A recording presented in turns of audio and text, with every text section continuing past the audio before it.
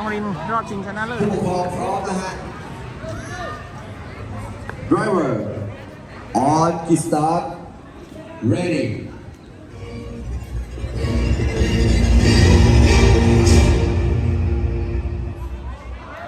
Riders ready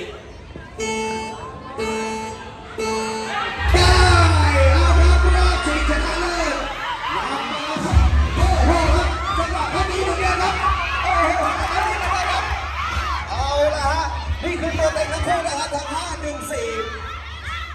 เอาละครับมาดูนะครับที่1กับอันดับ1อันดับ2นะครับได้แยกชิงกันเพลงสุดท้ายแน่นอน ไล่ไปไล่ไป อยู่รอบสุดท้ายครับ Final round Final round Let's go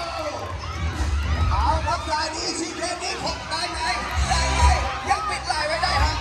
ยังปิดลายไว้ได้ครับผมปิดลายไว้สวยงามครับไปไป